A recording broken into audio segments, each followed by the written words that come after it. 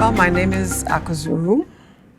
And that name came about a long time ago. I was embarking on a journey to Africa, and I felt that I wanted to change my name. It's very English, and I felt that at the time, I wanted to maybe immerse myself in the Nigerian culture. So that name came about as a result of me wanting to, having this eagerness to be a part of something that I hadn't grown up with, but I had a kind of connection to, spiritually, so to speak.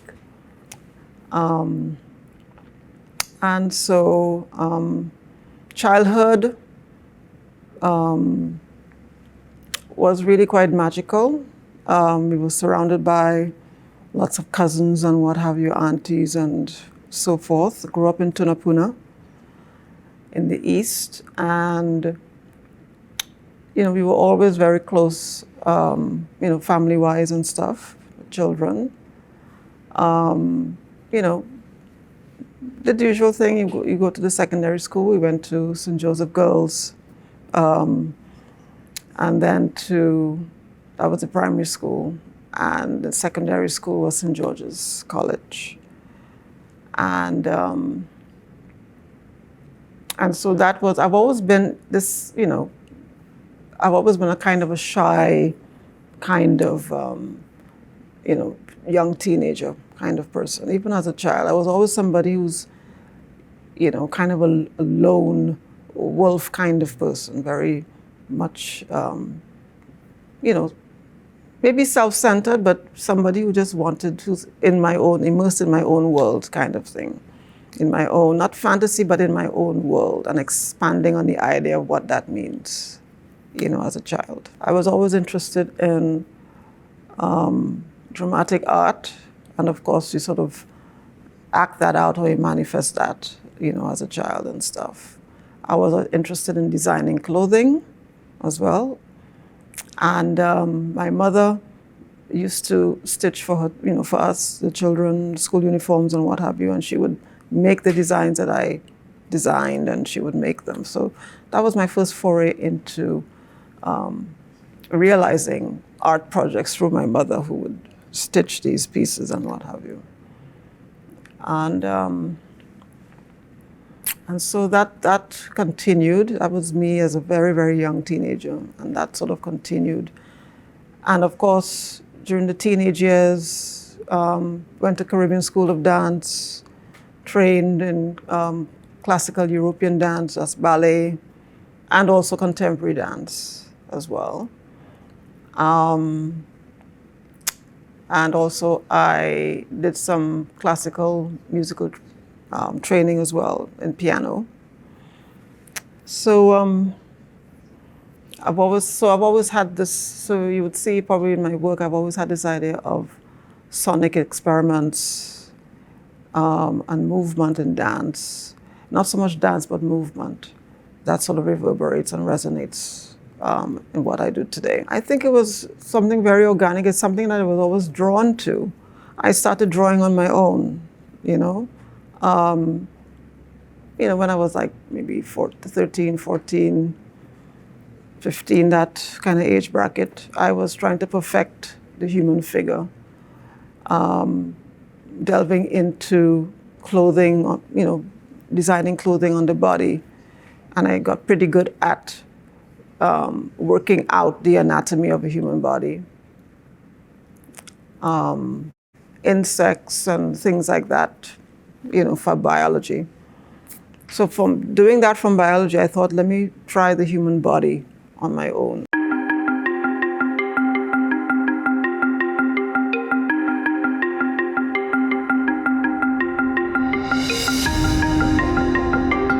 So I felt after a while that, I told my mom that I wanted to study fashion. That was my art world at the time, And so she decided to, assist me with that, and went off to London to do my studies in fashion. And that was, for me, that was my visual art world. And apart from the fashion that I was studying at college, I was also involved in the Notting Hill Carnival. Funny enough, I wasn't involved in Carnival in studio making of costumes and what have you in Trinidad. That I did that in the UK, in London, during my time, my 6-year period there. So designing and performing is what I was doing in England, and also, designing costumes and performing them, but also designing clothing as well for people. And so, yes, that's what I did at college. And of course, in studying fashion, you study art. You study art history and all of that, which is very compulsory, to know something about. And of course, it's very Eurocentric, in studying art at college. But when you study that, then you, on your own, then you study other cultures. And I've always wanted to visit Africa. I was very much intrigued by traditional Nigerian hairstyles and clothing. European fashion was being turned upside down because the Japanese came in the 80s, in the early 80s. In 81, they had their fashion shows. That's the Yoshi Yamamoto, Issey Miyake, very special people, Rei Kawakubo. They were presenting, their perspective from Japan, and then of course you had Vivienne Westwood doing her perspective from Britain. So I always put myself in this thing that I will be the African part of this whole, thing. I will present the African aspect of what, my contribution to the whole fashion platform in the world, And so I suppose with that, that is where where I understood what art was, where you go beyond, your comfort zone, and you crash through those borders, you crash through those boundaries, to make known that another world is possible, not the one that you're so comfortable in. So I studied in London, from Trinidad, went to London and studied during the periods of 1985 to 1991, right? So at 91, I left England in preparation to go to Nigeria, right? So I spent about 8 months in Trinidad. I sent out the application whilst I was in London, because my mother sent me this thing that, you can apply to do this, because I expressed an interest in wanting to go to Africa, even back then. So, and that's how I ended up winning a scholarship, to go and study my master's in textile design, textile art.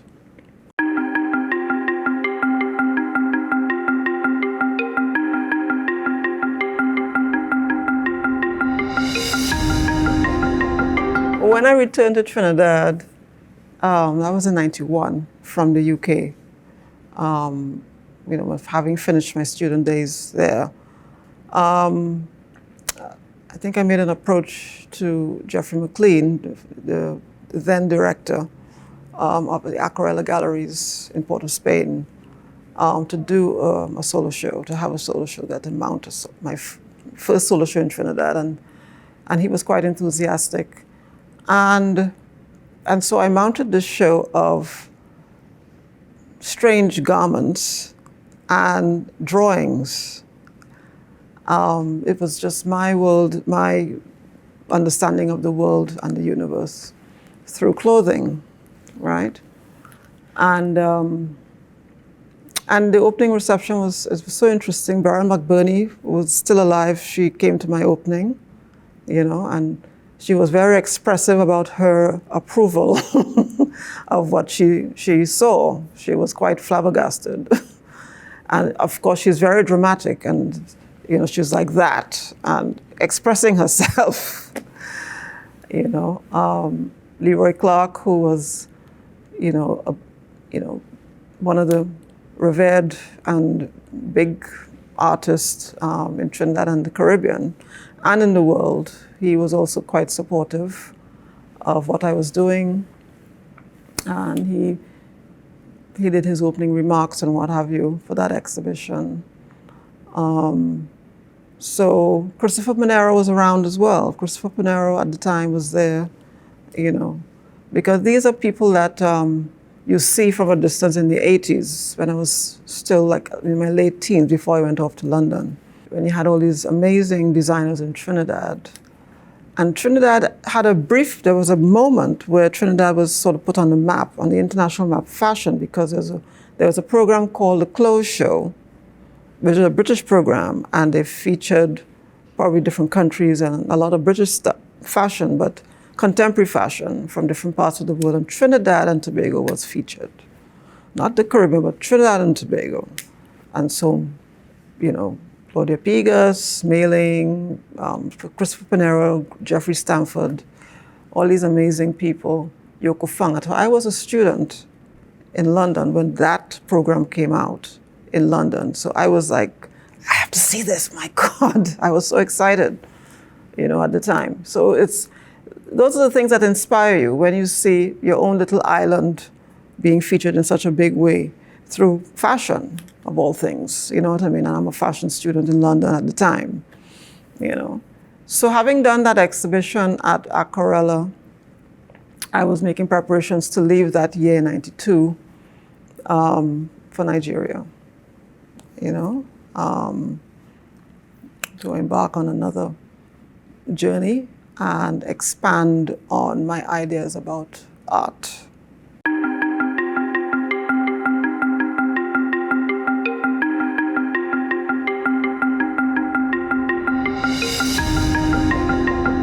Well, I got some information my mother had sent me when I was still a student in London about that they wanted, it was actually from the local newspapers, maybe The Guardian or something in Trinidad, and she sent me that article whilst in London, and advertising these educational opportunities. The Commonwealth Foundation Fellowship Program, this is what the Commonwealth Fellowship Program was offering, these programs in West Africa, Ghana, Nigeria, and what have you, and who may be interested in pursuing studies in textiles, because it was specific, you know. And I thought, that's up my alley, and that's a window into, you know, a portal into Africa. And I thought I should apply, and I applied to do my master's in textile studies. And so that was the process. So I sent in the application, and it was accepted. Eventually it was accepted that I can now start my work. So I attended the Ahmadu Bello University, which is a prestigious university, very old university, named after the first premier of Nigeria, Ahmadu Bello. And that is in the northern part of Nigeria, in Zaria, which is like an old Islamic city in the north. So, so I made preparations for that very excitedly to go to Nigeria. I had to go through Lagos first, stayed in Lagos for a while before flying to the northern part, because it's such a big country, you have to fly, you know. And so that was, you know, a very enriching experience, very kind of bumpy at first because of language and people looking at me very strange, because I did look strange at the time. Maybe I look strange now, but I know it was just me, the way I expressed myself. People might be more conservative about stuff, but I was very much an artist in my mind, and so I expressed myself in a way that I thought that I should, and so embarked on my studies in textiles, and I wanted to do my thesis on fashion as a functional art form. That was the title of my thesis.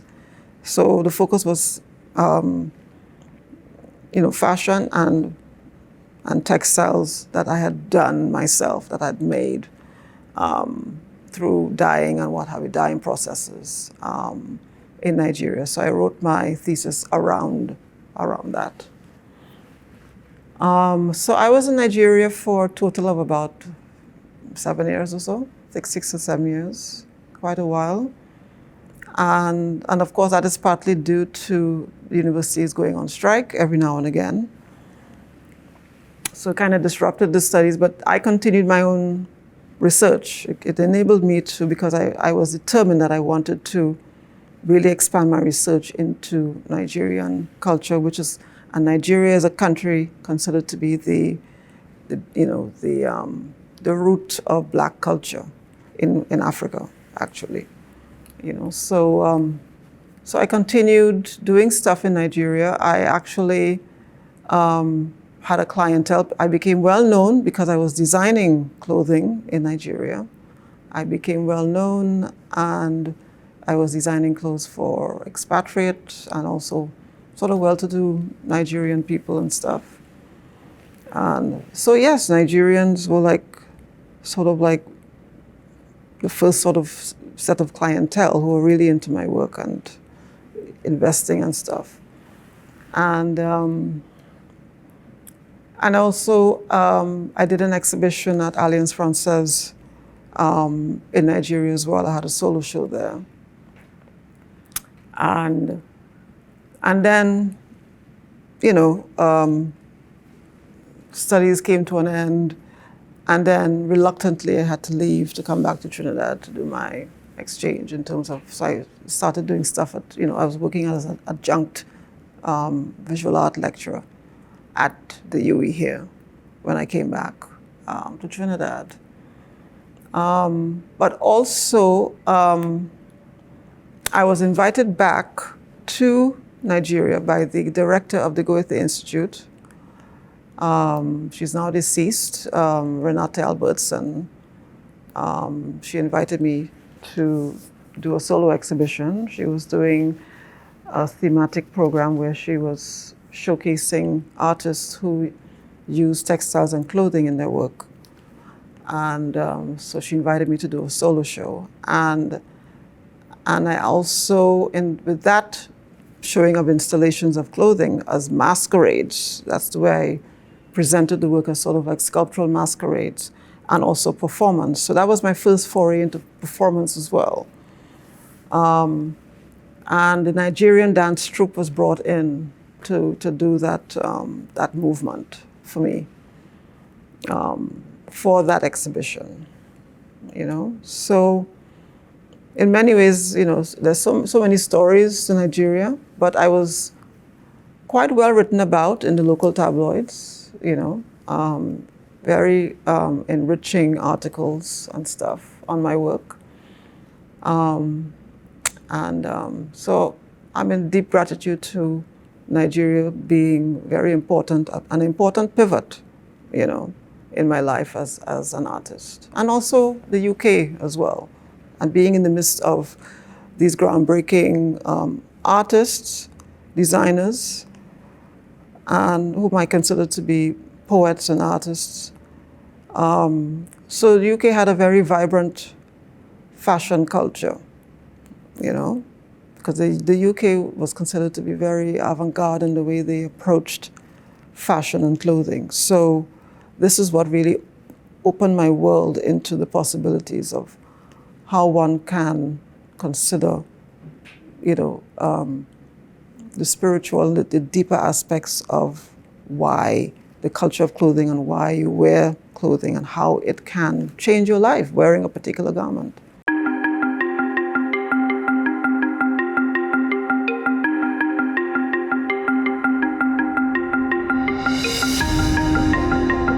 I did some international residencies, which were very important in developing work and showing my work internationally. I would say in 2002, I went to South Africa. I was invited to do a residency there. It was partly funded by the Prince Claus Fund. And that was very interesting to be in, a country such as South Africa, having the kind of politics that it has. But this was at the Bag Factory, which is a well-known residency, artist residency program in Johannesburg. And there I also met some well-known artists, South African artists. And I sort of developed some new sculptural and drawing installations for that residency. And I did a workshop in Soweto at the Funda Art School there with the students in Soweto, art students in Soweto. And so they came up with a fantastic sculptural installation under my guidance. And other installations, sculptural installations came to the fore as well for that show at the end of the residency. I had one of 10 people in the world to win this residency program. The Commonwealth Foundation granted me this international residency in India. And I did 2 residencies during a 6-month period in India. And during that time, I had a solo show at Sumukha Gallery in Bangalore. And so I really thrusted myself into working with the natural environment and made significant sculptural work using fabrics on the estate in Delhi and also in the south in Bangalore. And so in Bangalore, apart from the solo exhibition, I went into the outskirts of Bangalore in the countryside, beautiful landscapes with, boulder formations and hills and what have you, and worked in the environment there, making sort of static performance works where it was more like photographic but performative works. And it was a work where I wanted to invite the disenfranchised to participate in something that they've never done before. And these women I worked with were actually sex workers. And I worked through an organization that protects them in India. And so they sourced 2 women for me. And the whole idea of working with them is to see themselves as goddesses, to see their bodies and their very existence in a different way. So it was like I created healing situations where they were wrapped in fabric within this 400-year-old banyan tree that is still growing after 1 acre, in a particular location in Bangalore. And so they're meant to be meditative works where they saw themselves differently. And I think it was more life-changing for them, having experienced something so different, because they never participated in an art project before.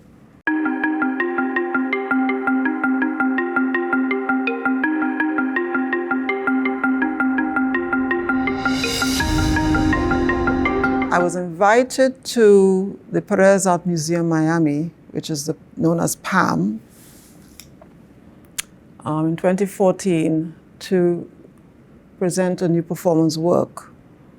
So they invited me to come and do a site visit. So I went to Miami to do a site visit, and I went back about a month later I had about 3 weeks to a month to start building the performance work and what have you. So it was almost like a kind of residency at the museum. And this was part of there was a huge touring exhibition called the Caribbean Crossroads of the World, which toured different museums and stuff in the United States at the time. So my performance was part of that was happening, that part of that exhibition. But the performance was more stationed at PAM. And that was a 2-day performance where I performed on 2 different days and presented in 2 different forums as well, within that one thematic, expanding on what performance is. So you have this thing about performance in my work, performativity, multi-locationality, spirituality, and how all of that comes together, as one unit.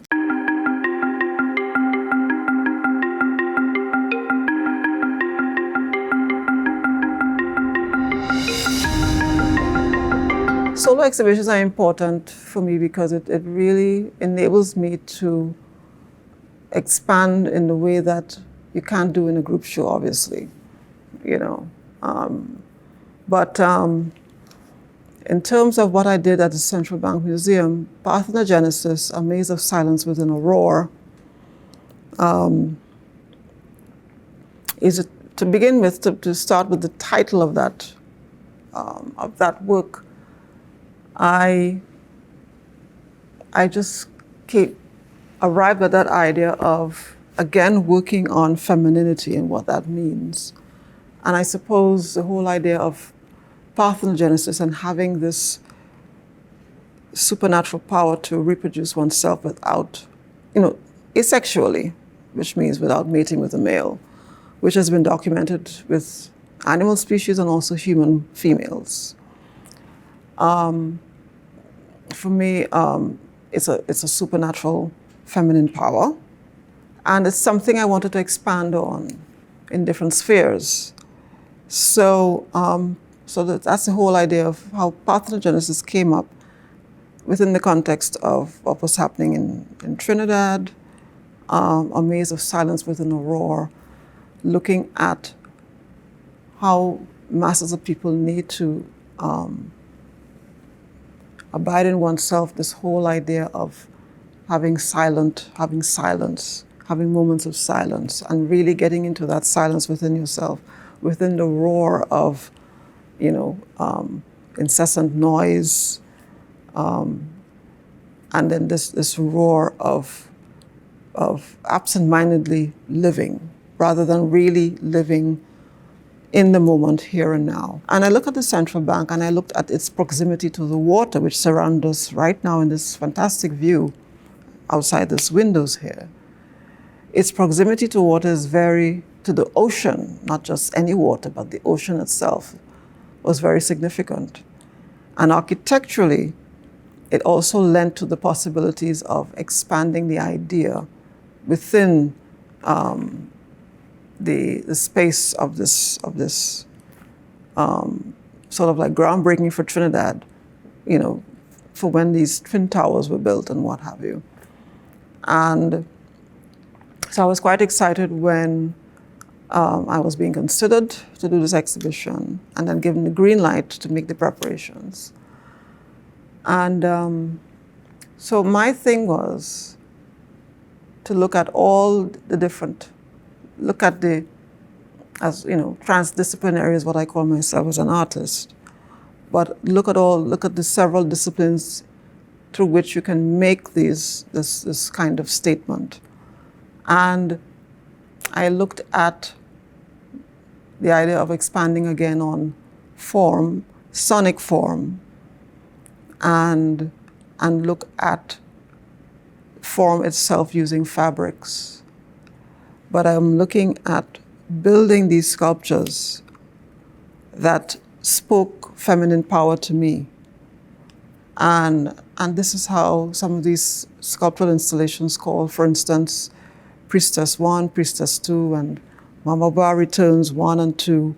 These are all sort of like feminine oriented works. Apart from for the film, the film performance, I did a live one at the launch of my exhibition. And again, I'm embodying Bolo. And myself and 3 national treasures in the dance fraternity, that is Sonia Dumas, Luana Martin, and Dolores Alexander. They came, they accepted the invitation to join me as co-performers in the work. And so they were like angelical supernatural forces. And we were all carrying this deceased whale spirit. This was used to be a whale, so it's now sort of like the spirit. So we were like spirits, and we were carrying the spirit of a whale with us as we moved from the waterfront, where I blew the conch shell several times and looked out and pointed out to the water. And we made these sort of gestures where we picked up the installation of the whale spirit and harnessed them onto our bodies. And then we did the walking gestures through the Brian Lara Promenade towards the central bank itself.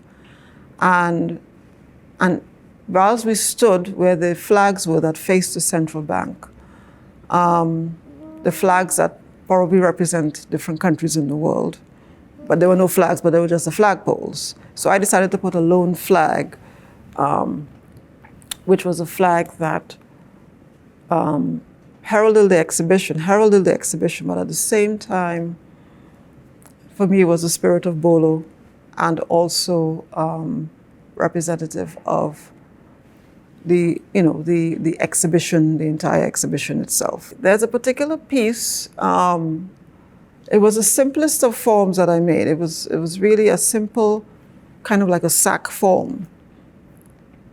But I wanted it to be something that really made some kind of a very strong impact, as simple as it was, and it did, which, it's because the work surprised you at the end. But I wanted to make an intervention in the Central Bank Museum itself, which is known as the Money Museum, And so they have their permanent collections of the history of the printed monetary notes of Trinidad and Tobago, and the coins as well, the history of how the designs changed over the years, and other aspects of commerce and economics and what have you in that museum. So I wanted to make an intervention in the museum with two works, but I will just touch on the Return to the Source, where I requested to have, if possible, discarded or shredded monetary notes that were not being used anymore. And lo and behold, they had them. They had bags of it. And I'm like, fabulous, of old cotton notes, which I used to fill at least the bottom half of the actual sack that I made out of linen. And it took a form on its own, but the interesting and important aspect of it is that I am making an intervention into a sort of, in the museum that showcases capitalism in one of its various forms. And I wanted to bring an organic sense of living and the spirituality and the spiritual essence of humanity back into the consciousness, to raise the consciousness of that.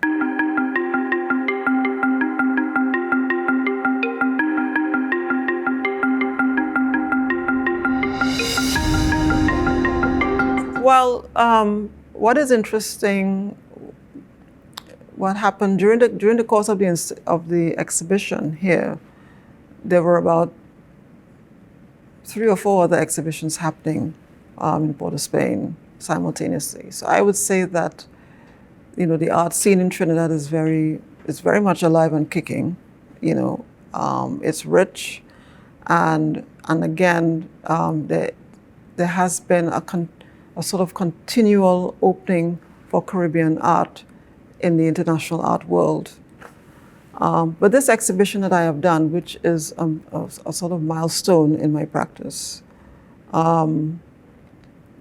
it cannot stay in Trinidad. It has to travel. It has to be seen in all over the world. And people who came to the exhibition have said that this work has to travel out because it's too important. But what I would like to see happening in Trinidad and Tobago with regards to, the visibility of art is also more support towards the arts as much as, as much support that is given to sports, for instance, because there are big, important exhibitions out there, like the Venice Biennale and the Sao Paulo Biennale and what have you.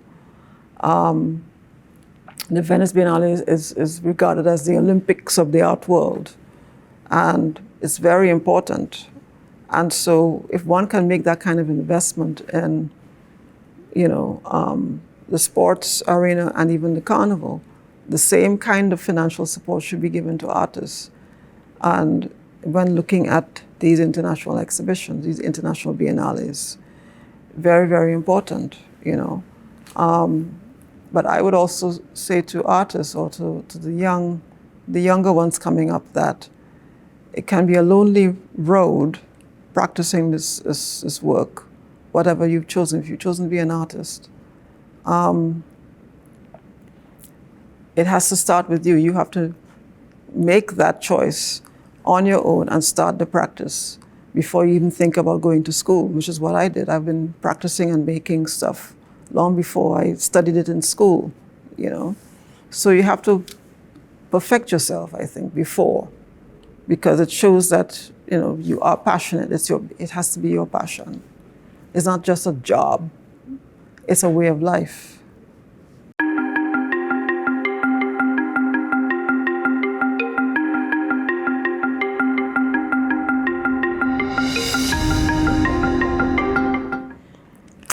I think that the various businesses, I mean, there's so many different ways, because you can hire artists. For instance, the government or the Ministry of Culture and the Arts, you can hire artists to be on your panels of discussions in your meetings with regards to, what if they wanted to establish residency programs, important international residency programs. It's something that can be diligently supported and make various contacts abroad. Because you see, for instance, if you want to do something like, if you want to be involved in something like Venice, it really has to start with the government and the ministry to make these kinds of interventions abroad, and to develop committees that may involve artists, that may involve people who are commissioners as representative of artists and what have you.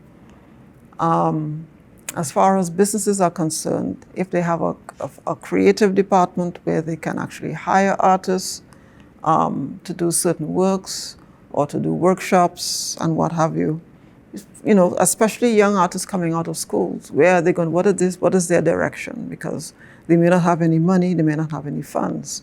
So if there are these sort of creative programs in various business platforms and what have you, where they can invite artists and hire them to do certain things within their departments, it could be a push forward for younger people, to have a kind of financial security whilst they, to do their passion whilst, they're doing their practice as well, And there are many other ways as well, but for a place, for an exhibition like Venice, countries are represented by pavilions. You have, British pavilions, you have Grenada, who has participated in the Venice about 3-4 times already. Venice is there. Haiti has participated in Documenta. Trinidad has participated in the Documenta, right?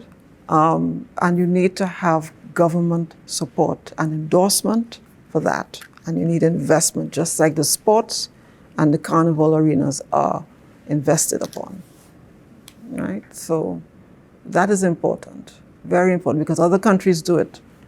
Brazil, they support, they have the big biennales and they invest in art, right? Cuba, they invest in art, even though it's despite its politics, it has a rich artistic tradition in Cuba, That is taught in the schools. The children are brilliant. They have a world famous art school in Cuba. So this is something that needs to be developed here in Trinidad, to have, a force to be reckoned with. in the world of art. And that is quite possible. So this is why I did this exhibition the way I did it, to show Trinidad and the world what is possible, what can be done.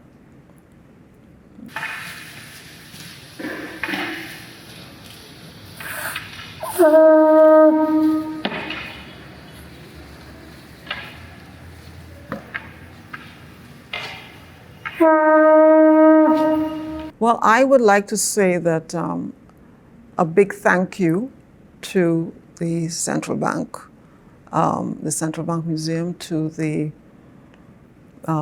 chief curator or senior curator, Mrs. Naima Zakuri, for really going all out in wanting to realize this project and helping me to realize the mounting of this exhibition project, and to her technical staff, to her colleagues who have all been instrumental in making this